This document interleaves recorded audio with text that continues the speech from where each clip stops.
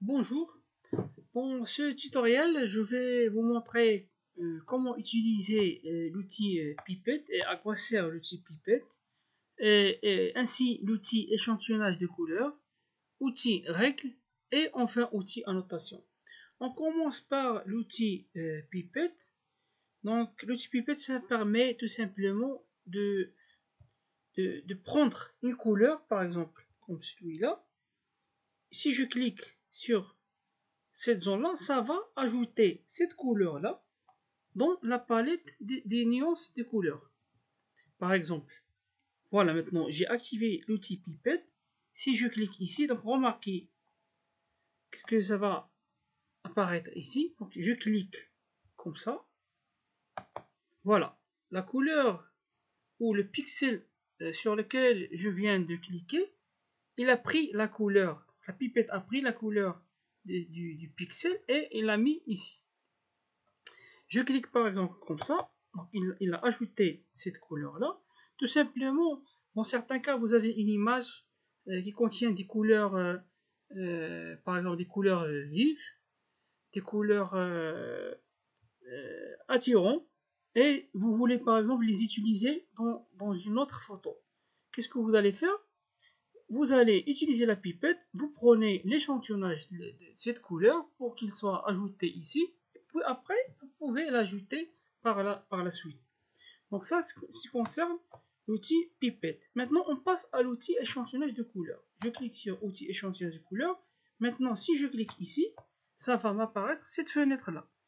Donc le point sur lequel je viens de cliquer par l'outil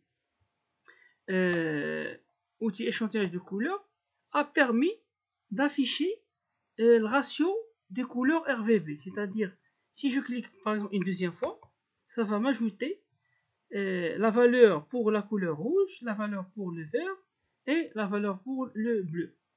D'accord? Pour la couleur rouge, la couleur verte et la couleur bleue.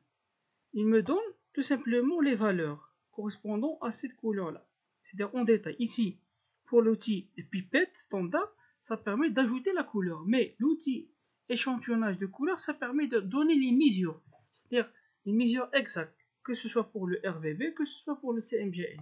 Donc regardez ici. Et regardez une fois, je balaye le pointeur au-dessus de l'image.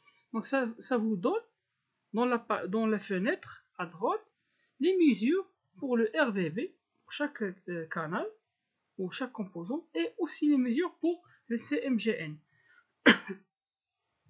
Donc voilà, maintenant je passe à troisième composant, c'est l'outil règle. Donc les résultats de l'outil règle, ça va apparaître ici. Qu'est-ce que je vais faire maintenant? Je vais cliquer, je maintiens le clic et je glisse. Ça va me donner, donc voilà, ici, la longueur et la hauteur du ligne que je viens de tracer. D'accord? C'est-à-dire, il y a la longueur c'est 30,48 et la hauteur c'est moins 0,21 parce que pourquoi le moins ici? Parce que tout simplement le trait que je viens de tracer ici est incliné en bas. D'accord? Maintenant, il nous reste aussi l'outil annotation.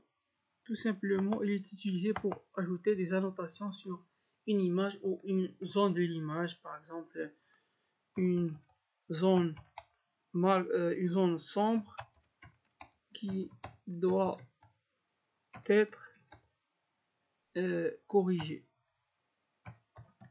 Donc voilà, tout simplement vous ajoutez des remarques pour la personne qui permet de faire par exemple l'étalonnage ou la correction d'image, et vous lui dites voilà, vous devez corriger une telle erreur, en laissant tout simplement ce message là dans la partie annotation. Donc c'est tout pour ces outils là, et merci pour votre attention.